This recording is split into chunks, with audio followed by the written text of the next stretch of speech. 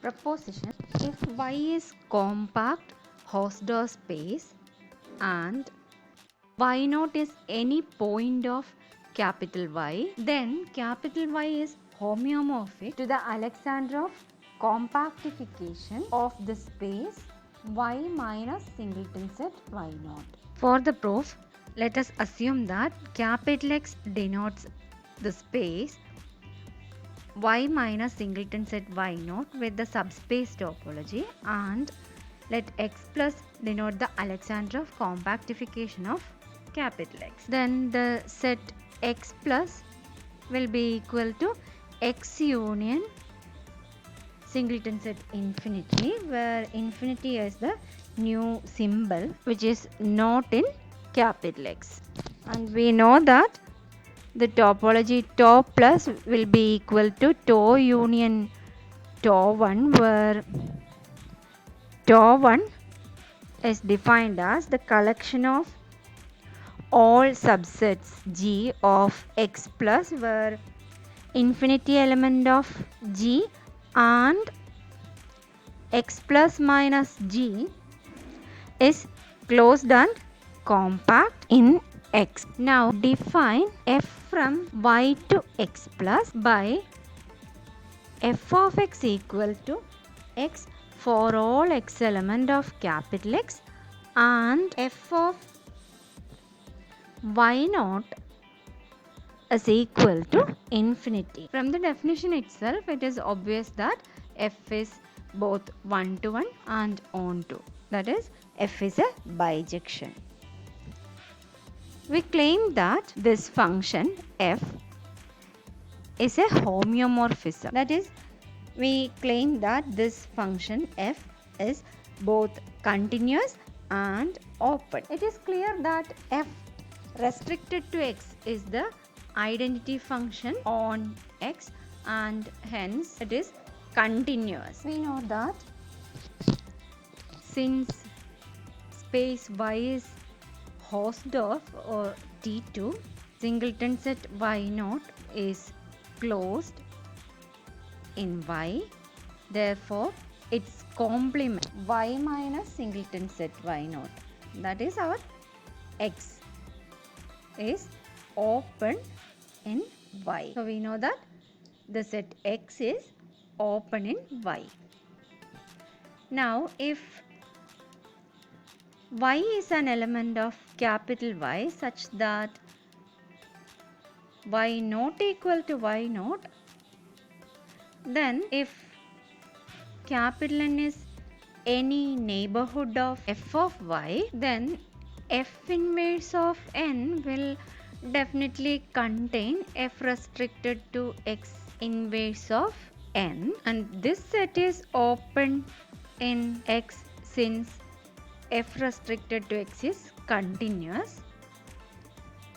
So this set f restricted to X inverse of n will be of the form M intersection X, where M is open in Y using the definition of subspace topology, since X is a subspace of Y.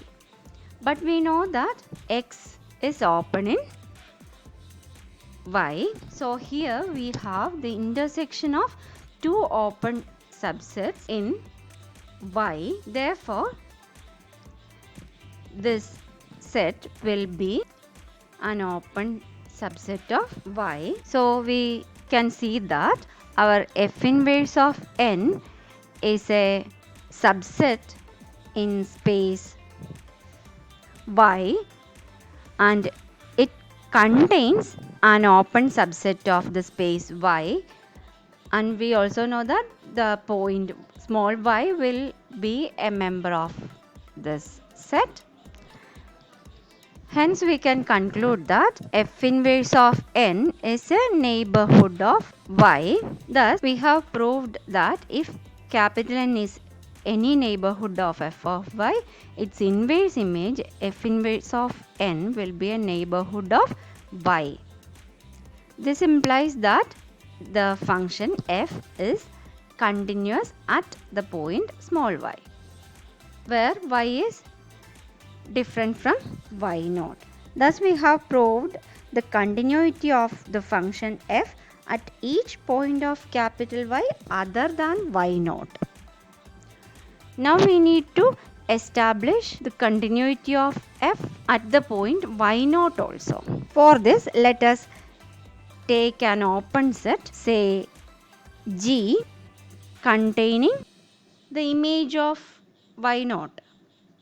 F of y naught is infinity. Then complement of f inverse of G can be expressed as f inverse of x plus minus G, and that is equal to x minus G, since infinity belongs to both x plus and G. Also, since G belongs to tau 1, that is because G is open in x plus and G contains infinity. So by the definition of Alexandrov compactification, we know that G must belong to tau 1 and that its complement x plus minus G, which is also equal to x minus G here, must be closed and compact in X. Thus we have y minus f inverse of G, which is equal to x minus G, is a compact subset of X, but Y is a T2 space and hence its subspace is also T2, and we know that every compact subset of a Hausdorff or T2 space is closed, hence our set x minus G is closed in the space Y. F inverse of G is open in Y. This completes the proof of continuity of F. To show that F is open, let G be an open subset of Y. Now there are two possible cases.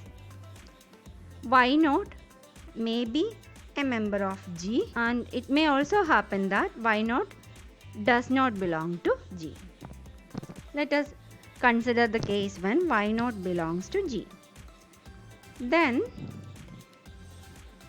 infinity will belong to f of G, and hence x plus minus f of G will be equal to y minus G is closed since G is open.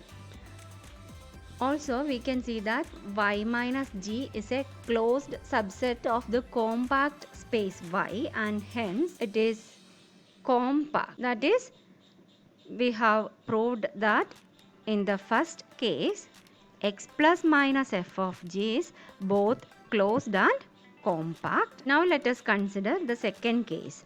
If y naught does not belong to G, then G will be a subset of x and f of G will be equal to G itself from the definition of the function f, and we know that G is open, so we can see that f of G is also open in the space X, and hence it is also open in X plus by the construction of the topology top plus. Thus in both cases we can see that the set f of G is open. Therefore we can conclude that f is a bijection, it is a continuous function, and it is open. Therefore, as we had claimed earlier, f is a homeomorphism as required.